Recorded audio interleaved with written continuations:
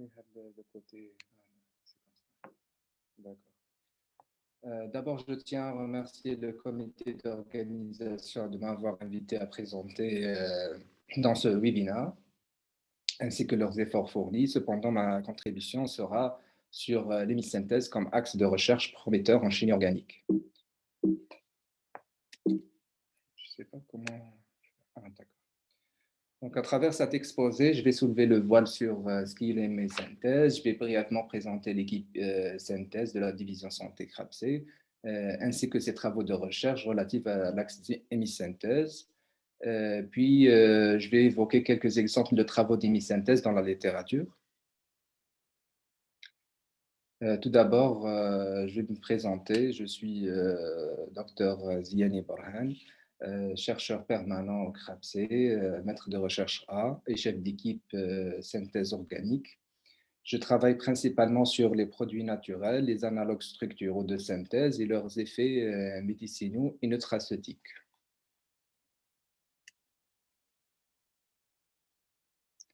Donc, en fait, il est noté que les bioorganismes sont considérés des producteurs de métabolites secondaires, considérés eux-mêmes comme des composés bioactifs utiles pour le développement de médicaments et de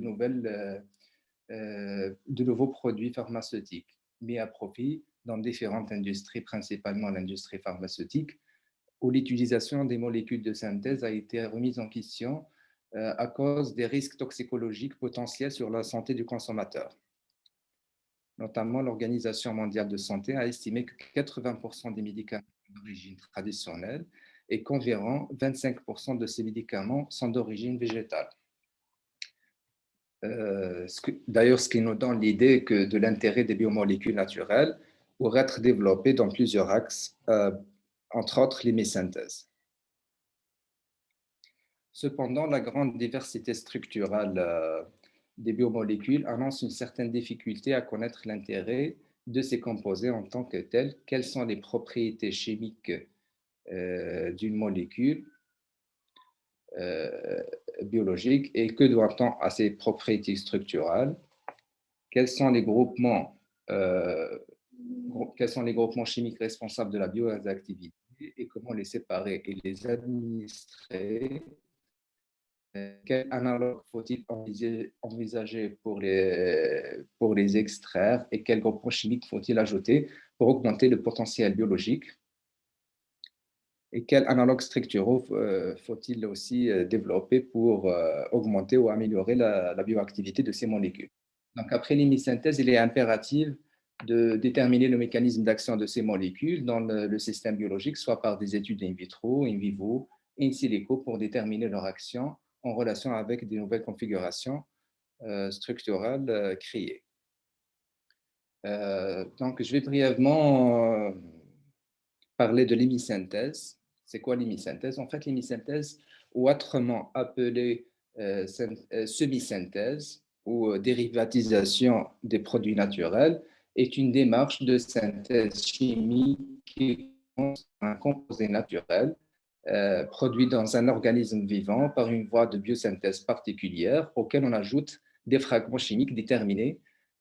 Cet ajout nous permettra alors d'obtenir un composé hybride, c'est-à-dire qu'il a une moitié naturelle et une moitié artificielle, dont les propriétés physico-chimiques vont différer des molécules de départ et vont permettre son extraction facile, soit par précipitation, soit décoloration ou décantation, et aussi augmenter souvent ses propriétés biologiques par rapport à la molécule de départ. Donc, à titre d'exemple, je vais vous donner l'exemple où les scientifiques ils ont pu hémisynthétiser le déterpénoïde paclitaxel. C'est un antitumoral très puissant utilisé en clinique à partir de 10 déacétylbactaïne 3 qui est produit dans des organismes vivants en lui ajoutant une fraction amide. Cette fraction amide a augmenté et amélioré la propriété de départ de la bactaïne 3 tout en gardant le noyau principal ou le corps principal de la bactaïne 3 qui est formé d'un cycle cyclohexène, un cycle A cyclohexène. Vous le voyez ici, cyclohexène, puis un cycle B cyclooctane, puis un cyclohexane, puis un cycle D-oxaoctane. Donc, on a gardé le noyau dans la nouvelle molécule et on avait ajouté une fraction amide pour avoir les effets biologiques intéressants, entre autres principalement l'effet antitumoral. Donc, cependant, l'axe d'hémisynthèse est révélé récemment intéressant pour les chimistes organiciens car il permet de faire le lien entre la phytochimie et la chimie du bio, bien sûr, et la synthèse chimique dans le principe de l'extraction chimique rapide et donc aussi l'amélioration ciblée des bioactivités par le greffage de nouveaux fragments pour une orientation vers un nouveau ciblage de cases thérapeutiques. Je vais brièvement présenter mon équipe de synthèse organique. L'équipe de synthèse organique dont je suis le chef d'équipe est formée de 7 chercheurs de différents grades et de différents profils complémentaires. La plupart sont des chimistes organiciens, sauf que je suis le seul phytochimiste parmi eux. Les travaux de recherche de l'équipe se divisent en 3 axes, principalement l'axe de recherche en chimie, en synthèse chimique complète, c'est-à-dire on n'utilise uniquement que les produits chimiques. L'axe de d'hémisynthèse, et là on touche aussi aux produits naturels de différentes origines, et l'axe de phytochimie dont je suis presque le seul avec une camarade Lisa Sahar qui travaille sur un projet sur la phytochimie. Donc, l'équipe de recherche en hémisynthèse s'intéresse cependant à des composés d'origine végétale, principalement les composés volatiles simples, où il réalise notamment une extraction puis une caractérisation chimique par chromatographie vers une démarche d'hémisynthèse. Donc, avant de faire l'hémisynthèse, on fait déjà des extractions des composés volatiles, principalement les huiles essentielles. On les caractérise, on détermine le profil en huile essentielle, puis on l'hémisynthèse. Donc, pour ce qui est des travaux réalisés dans l'axe de l'hémisynthèse, l'émission tracée par cet axe se résume premièrement vers le ciblage des plantes à huile essentielle, après un développement analytique, l'élaboration des protocoles d'extraction d'huile essentielle principalement, parce que quand je suis devenu le chef d'équipe, j'ai trouvé qu'il y avait déjà la sous-équipe, si je peux dire, d'hémisynthèse qui travaille sur les huiles essentielles. Alors, je me suis demandé pourquoi. On m'avait dit que le ciblage des plantes aromatiques principalement parce que c'est à cause des composés majoritaires qui contiennent des groupes aldéhydes et cétoniques sont très réactifs si on leur rajoute des fragments chimiques pour leur transformer en molécules chirales avec des activités très intéressantes. Donc, après le ciblage, l'extraction, la caractérisation des huiles essentielles par GCMS, on procède à l'hémisynthèse, on ajoute différents fragments principalement aux fonctions aldéhydes et cétoniques, et puis le produit formé est caractérisé chimiquement par RMN, principalement, et avec d'autres qui est cristallisé par cristallographie. Et puis, l'intérêt, c'est de faire les essais in vitro pour voir, in vitro, in vivo et in silico aussi, pour voir si les produits formés possèdent une activité et pour montrer l'intérêt, bien sûr, de la démarche d'hémisynthèse.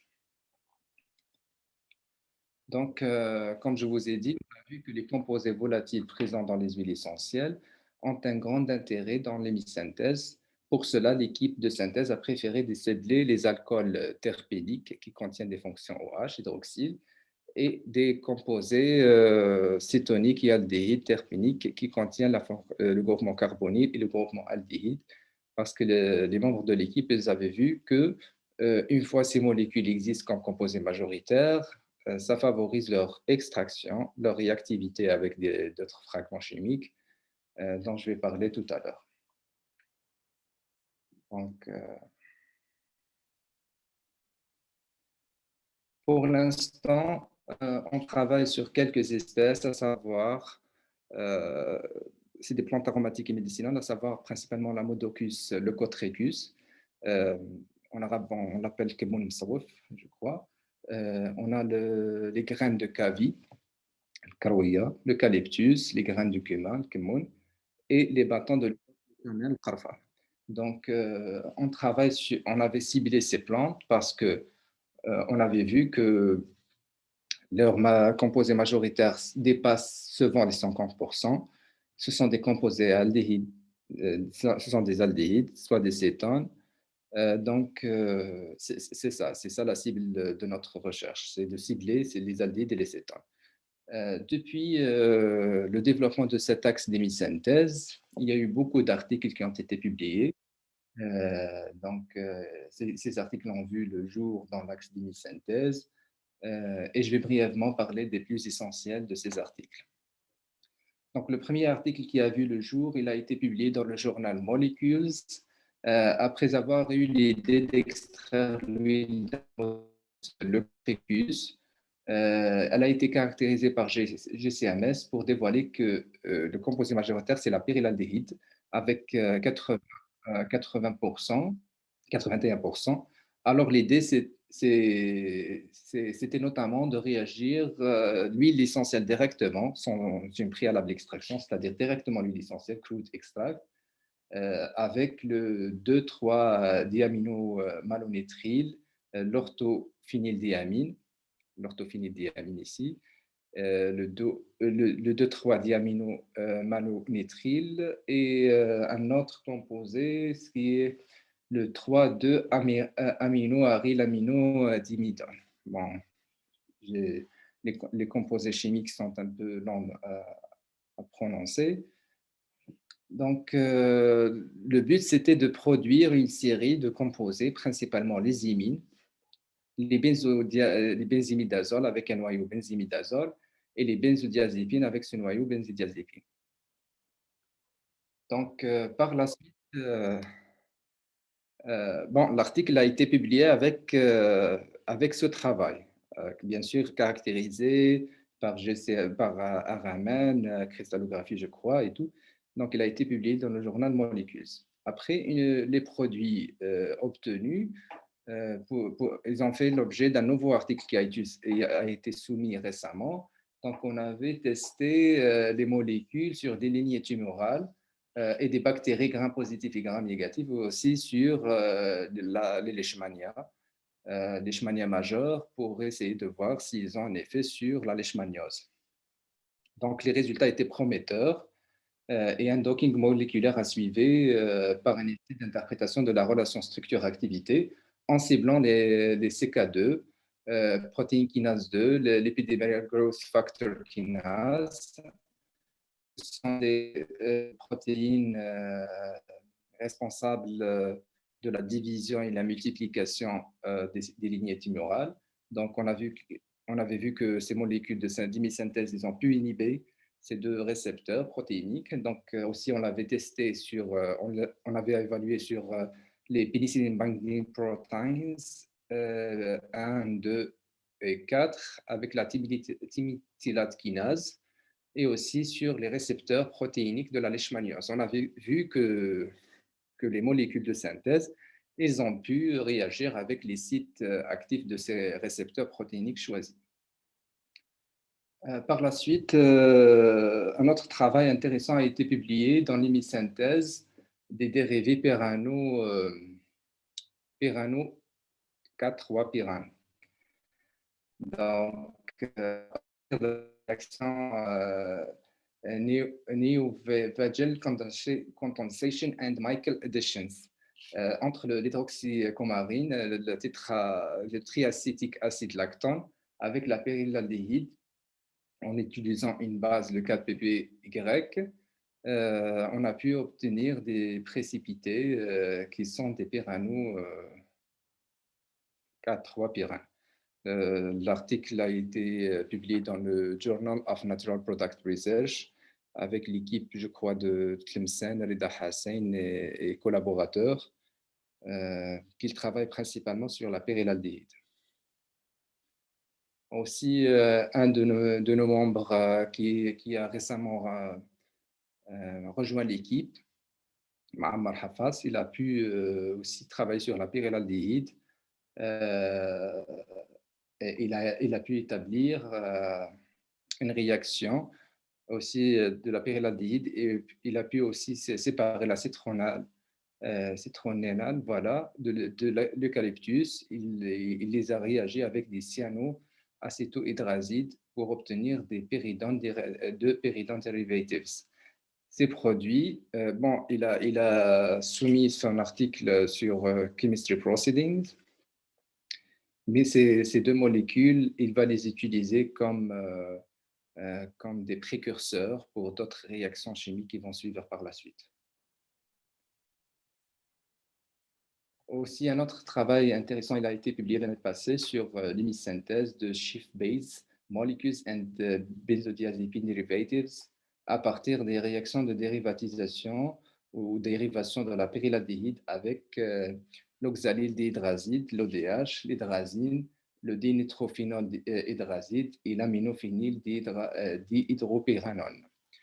Donc, c'est des fragments chimiques qui ont été ajoutés à la molécule de départ qui est la pyrrolaldéhyde pour avoir une série de molécules shift-base and spin molécules. Donc, par la suite, lors de ce travail, on a établi une extraction, une extraction directe de l'huile essentielle de la Motoculus, puis une hémisynthèse par des réactions avec les produits dont je viens de citer. On avait évalué l'activité antioxydante par le test des BPH, puis l'activité antibactérienne par la méthode des disques, diffusion des disques, et on avait déterminé la concentration minimale inhibitrice, la CMI, des souches multidrug resistant. Et on avait vu qu'il y a une réponse particulière de Staphylococcus aureus qui a été la plus sensible vis-à-vis d'une molécule de la série. Donc, on s'est procédé à un docking moléculaire pour trouver que cette molécule, qui est une shift base, qui est nommée la TK6, a pu réagir avec la penicillin binding protein 2A, qui est caractéristique de la résistance des bactéries multidrug résistantes. Donc, on a vu que cette molécule, grâce à ses groupements carbonyles et amines, elle a pu bloquer le site actif de cette molécule. Donc, du fait, elle a pu empêcher la multiplication et la croissance de cette bactérie nuisible. De même, l'huile essentielle des graines de Kavi, Kavi, je crois, Karouia, voilà, a été prouvée riche en escarvone. Escarvone qui est un composé cétonique, qui est une molécule très réactive avec, on avait vu qu'elle est très réactive grâce à son groupement carboné CO, très réactive avec l'oxalydhydrazide. Ça nous a permis d'avoir une shift base appelée escarvone d'hydrazone. Donc, ce produit de synthèse a été testé par la suite sur des lignées tumorales. On avait envoyé l'extrait à nos collaborateurs pour tester la molécule sur des lignées tumorales, principalement du carcinome du sein MCF7, le cancer du poumon non à petites cellules, le NCH 460 et la cervicale, carcinome cervical, et le FG2, carcinome hépatocellulaire. On avait aussi évalué la sensibilité, l'effet anti-inflammatoire sur la sensibilité des macrophages, morine macrophages, stimulés par des lipopolysaccharides, avec bien sûr des essais in vitro. On avait trouvé que que les résultats étaient prometteurs pour l'activité antitumorale, principalement les lignées ELA, FG2 et MCF7, avec cependant un faible pouvoir anti-inflammatoire qui est enregistré. Pour cela, on s'est procédé à un docking moléculaire pour les récepteurs protéiniques intervenant dans le processus de croissance et de division tumorale, à savoir le Human Protein Kinase, CK2, et Human Epidermal Growth Factor Protein Kinase. Donc, on avait vu que sélectivement, la molécule de synthèse, elle avait une affinité vis-à-vis des sites actifs de ces deux protéines réceptrices, principalement dans la zone de l'ATP. Donc, il y a eu un blocage de cette zone. Du fait, on a pu expliquer relativement, on a tenté d'expliquer que la molécule elle a une affinité vis-à-vis de ces sept récepteurs. Et on avait comparé les résultats avec les lepticides utilisés comme standard clinique pour le traitement en chimiothérapie de ces deux lignes sensibles. Donc, on passe à présent à l'examen de quelques travaux d'hémisynthèse qui existent dans la littérature. Je vais brièvement citer quatre exemples parmi des centaines de travaux qui existent dans la littérature. Premièrement, on va parler de l'exemple de l'hémisynthèse de la sophocarpine à partir de la martine qui est des alcaloïdes. On va parler de la dérivation du pentacyclique terpène macélynique acide. Aussi, je vais parler brièvement de l'hémisynthèse de la morello-flavone 7-pentaacétyl à partir de morello-flavone et après de la dérivation chimique de l'oloeuropéine.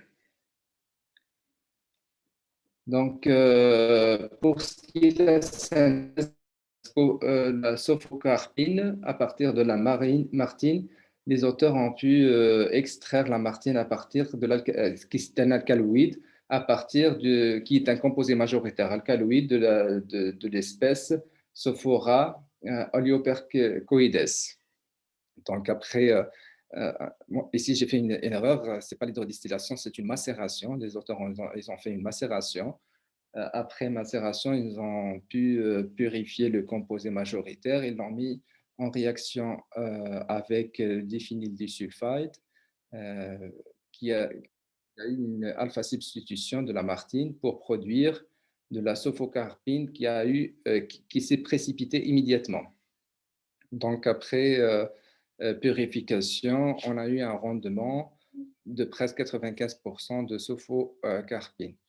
Ce produit, il a été synthétisé parce qu'il est reconnu par son effet bactérien très, très fort et sa faible toxicité relativement à la molécule de départ qui est reconnue par sa forte toxicité.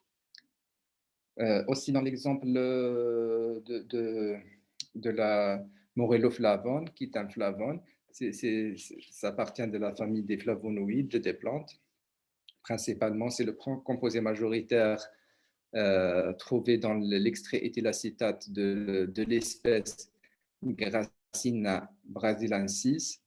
Donc, après son extraction, les auteurs ils ont mis son réaction sous forme d'acylation et d'alkylation dans l'acétone en présence d'anhydre acétique et de 4-DMAP.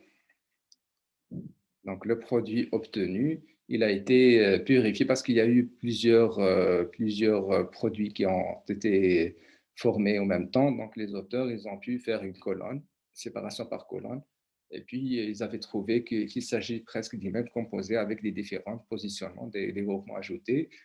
Et ils ont été aussi par la suite testés pour leur effet biologique, antitumoral et antibactérien. Pour l'oleuropéine, c'est un composé phénolique très important et très présent dans les olives, les graines d'olive et les feuilles d'olivier.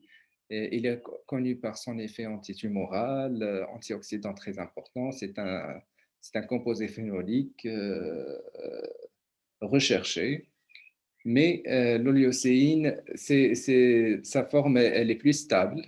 Donc, les chercheurs, ils avaient vu que les deux molécules possèdent des activités importantes, mais l'oléocéine est un produit qui est stable, qui pourra être administré aux cliniques. Donc, ils avaient fait une hémisynthèse par des conditions de décarbométhoxylation.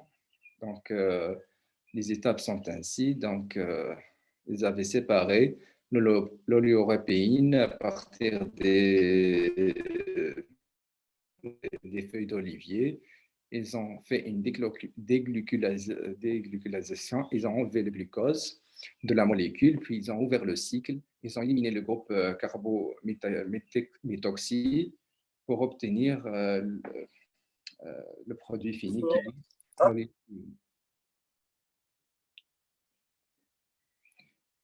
Pour le dernier exemple, c'est l'hémisynthèse de l'hybride triazole à base d'acide maslénique à partir de pentacyclique triterpène maslénique acide, qui est un produit naturel présent dans la peau des feuilles d'olive. Le diméthylformamide sec, DMF, a été traité avec du bromure de propagyle en présence d'une base pour fournir la lysine désirée avec un rendement d'environ 80% par propagation du groupe acide carboxylique C28 de l'acide marcellinique. Donc, le produit obtenu est un herbicide potentiel recherché et qui est obtenu avec cette façon d'hémisynthèse. Donc, à la fin, en conclusion, l'hémisynthèse est un axe de recherche très intéressant et une voie prometteuse pour le design de médicaments, soit des principes actifs avec des propriétés biologiques signifiantes, ou sous forme d'excipients qui permettent d'améliorer l'assimilation des molécules ainsi que leur transport au niveau de l'organisme.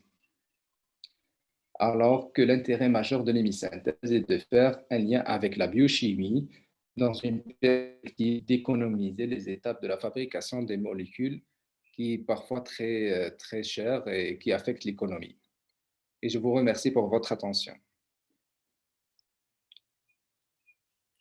Merci beaucoup, M. Ziani, pour cette présentation.